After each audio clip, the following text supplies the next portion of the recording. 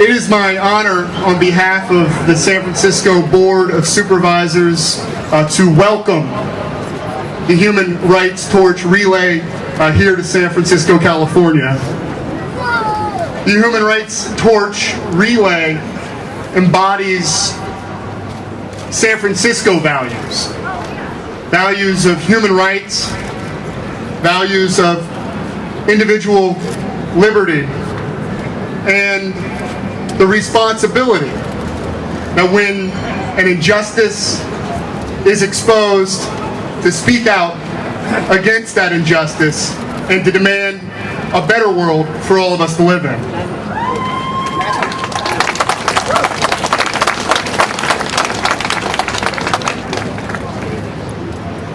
On the 9th, the official Olympic torch will arrive here in San Francisco, the only U.S. city to host the torch this year in the lead-up to the Beijing Games. Unfortunately, when the torch arrives here in San Francisco, San Franciscans, knowing about human rights abuses in China and human rights abuses that the Chinese government is complicit in around the world, the people of San Francisco will respond to the Olympic torch with alarm and with protest.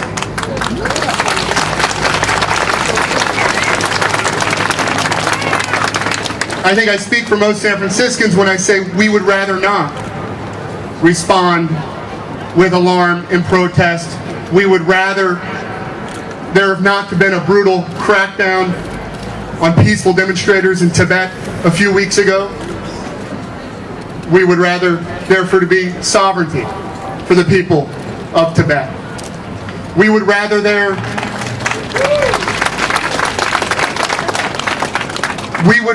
be not persecution of Falun Gong practitioners in China. We would rather that the Chinese people be allowed to practice their spiritual beliefs as they individually see fit.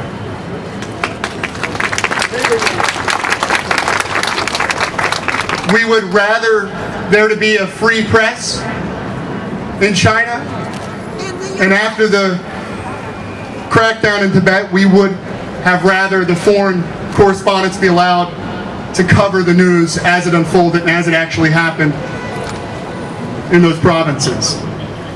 We would rather for students to have the ability to democratically participate and not have to stand in front of tanks in Tiananmen Square. We would rather the internet not be blocked. We would rather the government of China not support the genocide in Darfur and the Sudan.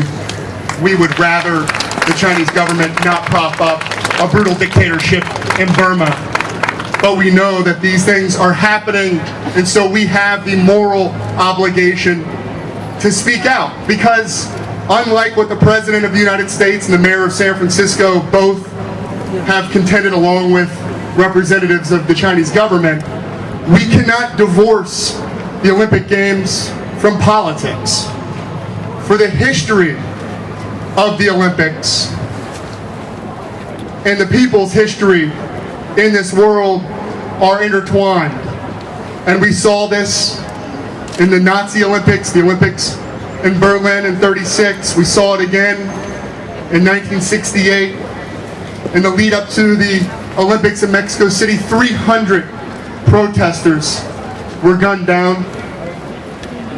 We saw this in the boycott games of '80 in Moscow and '84 in Los Angeles.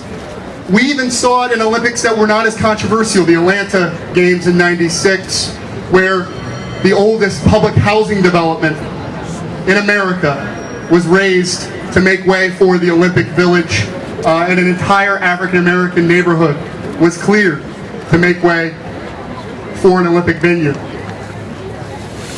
From land use politics, which is the politics that is very local, all the way up to international human rights causes, the Olympic Games and people's politics are intertwined. And so therefore we cannot compartmentalize, and we cannot say that while we oppose human rights abuses committed by the government of China. We welcome the Olympic torch and we won't mention anything of it. We can't do that, and our history dictates that we cannot.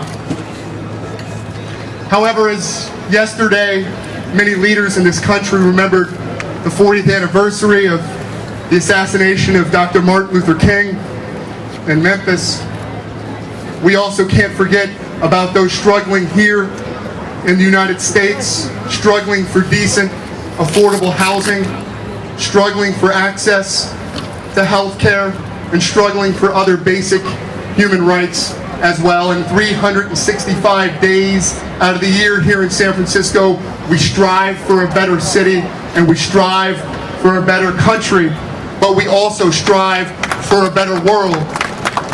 And when